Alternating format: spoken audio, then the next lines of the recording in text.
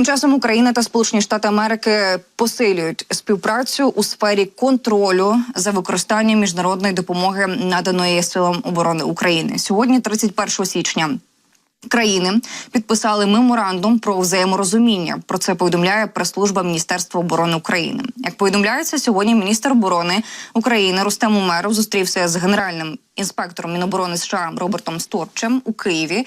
І під час зустрічі Умеров поінформував американську сторону про інституційні трансформації, що тривають в українському Міноборони. Зокрема, щодо запровадження дієвої системи нагляду, менеджменту ризиків, відповідності, запобіганню корупції у сфері закупівель, а також щодо запровадження інструментів демократичного контролю у сфері оборони. Як зазначив міністр, до кінця квітня ми матимемо 100% впевненість, що усі наглядові механізми будуть впроваджені та система все ж таки працюватиме.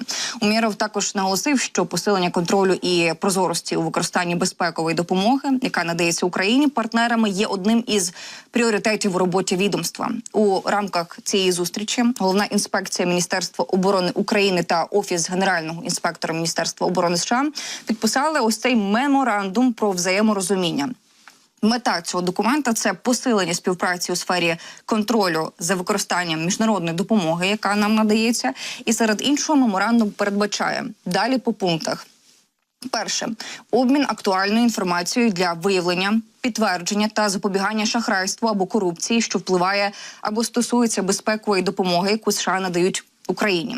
Далі – це проведення спільних заходів з виявлення, підтвердження та запобігання шахрайству та корупції. Далі – це створення механізму взаємної передачі запитів, що стосуються розслідувань і заходів у межах повноважень та юрисдикції сторін.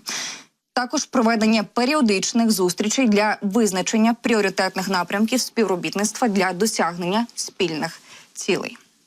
Далі про опір угоді щодо посилення безпеки на американському кордоні з Мексикою. І це все не є спробою допомогти Дональду Трампу його передвиборчій кампанії. Про це повідомляє спікер Палати представників Сполучених Штатів Америки Майк Джонсон, якого цитує The Hill. Відповідаючи на питання, чи є опір спікера угоді, над якою сьогодні працює Сенат, спробою допомогти колишньому президенту Трампу в його президентській кампанії, Джонсон відповів, цитую, «Ні, це абсурд. Ми несемо відповідальність за те, щоб виконувати свій обов'язок». Наш обов'язок – чинити правильно перед американським народом, захищати людей. Перше і найважливіше завдання федерального уряду – захищати громадян. Ми не робимо цього за президента Байдена. Як пише видання, республіканці в Палаті представників наполягають на тому, що будь-яка додаткова допомога Україні повинна бути схвалена лише за умови вирішення міграційних проблем на кордоні США та Мексики. Тим часом Трамп закликав республіканців укладати лише ту угоду, яка буде досконалою на кордоні, і відкидати будь-які пропозиції Сенату, якщо ми не отримаємо все необхідне, щоб зупинити вторгнення мільйонів і мільйонів людей. Це цитата. Демократи зі свого боку звинуватили Трампа і республіканців в тому, що вони навмисно відкидають будь-яку угоду, щоб мати змогу балотуватися з цього питання у 2024 році і не дати Байдену перемогти в майбутніх президентських виборах. Чим незадоволені республіканці, одне з основних положень угоди цієї, відповідно до чуток, стосується повноважень виконавчої влади зупиняти міграцію, якщо кількість нелегальних перетинів кордону перевищує 5 тисяч на день. Республіканці вважають, що поріг повинен бути набагато нижчим.